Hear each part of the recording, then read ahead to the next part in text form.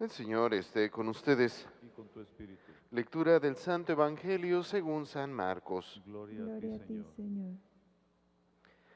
En aquel tiempo Jesús salió de Genezaret y se fue a la región donde se encuentra Tiro. Entró en una casa, pues no quería que nadie se enterara de que estaba ahí, pero no pudo pasar inadvertido. Una mujer que tenía una niña poseída por un espíritu impuro se enteró enseguida, fue a buscarlo y se postró a sus pies.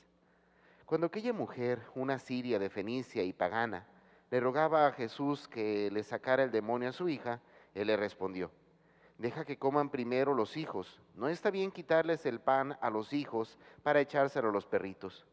La mujer le replicó: sí, Señor, pero también es cierto que los perritos debajo de la mesa comen las migajas que tiran los niños.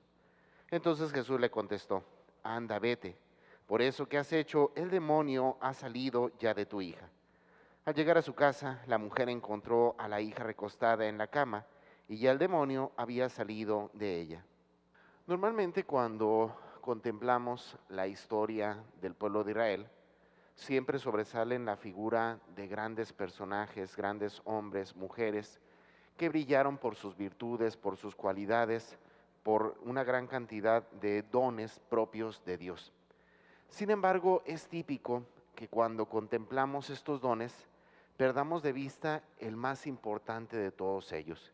Y aquí me refiero precisamente a la fidelidad. Digo esto porque, bueno, el día de hoy escuchamos, podríamos decir, la parte final de la historia del rey Salomón. Y siempre que pensamos en Salomón, sí viene a nuestra mente, pues toda la gran cantidad de dones, cualidades, carismas que tenía, su gran sabiduría. Pero pocas veces pensamos que el gran problema de él no fueron los dones y cualidades que tenía, sino de que no permaneció fiel. Conforme pasó el tiempo, conforme pasaron los años, bueno, fue dejándose llevar por ideologías, por creencias, de tal manera que sus últimos años los terminó completamente apartado de Dios. Y aquí enfatiza cómo cuando Dios reprende sobre esta realidad, enfatiza la realidad que vivió David. David, ciertamente todos recordamos el gran pecado que cometió, pero lo curioso es que en medio de su pecado fue capaz de ponerse de pie y seguir adelante. Importante, hermanos, porque tenemos que entender esto como práctica o como un elemento fundamental de la vida cristiana, el buscar ser fieles. ¿Qué quiere decir? Que, bueno, hermanos, como cristianos que buscamos la santidad, varias veces nos caeremos, varias veces tropezaremos, cometeremos errores, cometeremos faltas, pero lo fundamental en medio de ello es permanecer fiel. Si caemos, ponernos de pie y seguir adelante.